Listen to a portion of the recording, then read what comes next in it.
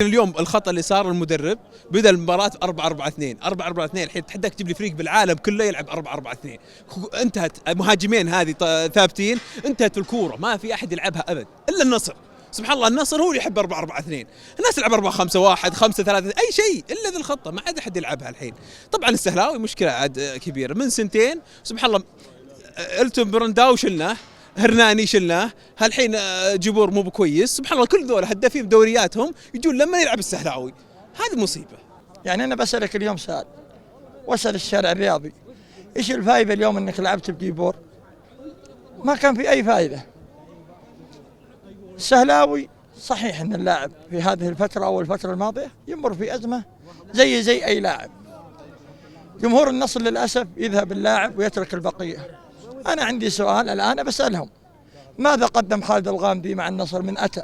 مع العلم أني أنا ساند خالد الغامدي وين ما يلعب بس خالد الغامدي ماذا قدم للنصر؟ حسام غالي ماذا قدم للنصر؟ سعد لكرو ماذا قدم للنصر؟ فوزير اللي جمهور النصر يتغنى فيه أنا أتغنى فيه بس أنا أشوف أن اللاعب مش لاعب جماعي لاعب عنده فردية شوي. حلو هو شيء هارد لك النصر المفروض يستاهل الفوز على كلامك حلو بس بخاطري كلام السهلاوي السلام المباراة الماضية قال مسجل غير فرصة واحدة ويتكلم على المذيع في قناة أخرى بدون ذكر اسمها.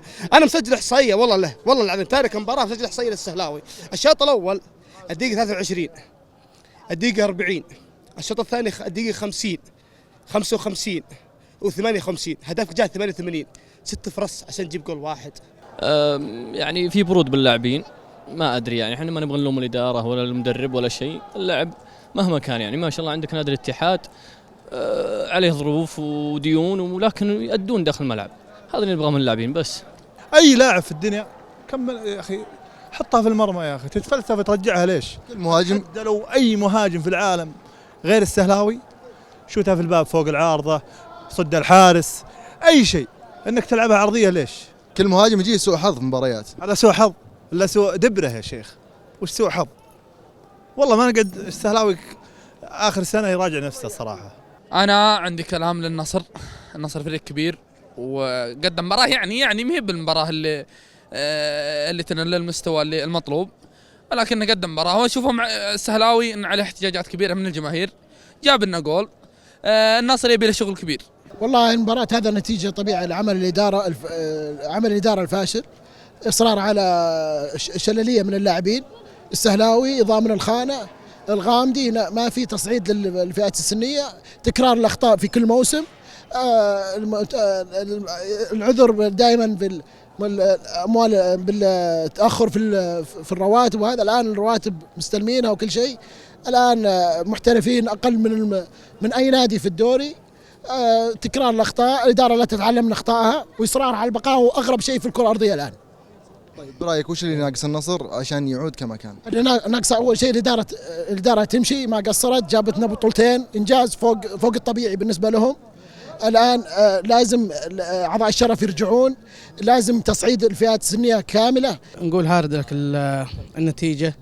النتيجة نوعا ما مقبولة في ظل الظروف النقص والغيابات اللي في الفريق. الآن الفريق يعني شبه الدوري ما لنا حظوظ فيه إلا معجزة لكن نركز على كأس الملك وبإذن الله أنه الفريق يحقق شيء السنة هذه. النصر ناقص تقريبا 8 لعيبة وأنا والله متوقع خسارة بس زين يعني صار التعادل لأن النصر صراحة في رعونة عند السهلاوي وأكثر من لاعب على جانب الحقيقة يعني ما أدري نادي القادسية نادي الفيصلي نادي أحد يجيبون أجانب أفضل من النصر. نصراوي؟ إيه. جاي من وين جاي؟ من أبها. كيف شفت النصر اليوم؟ يعني مو بزين يعني. من اللاعب اللي ما عجبك؟ ها؟ اللاعب اللي ما عجبك من؟ شراحيلي.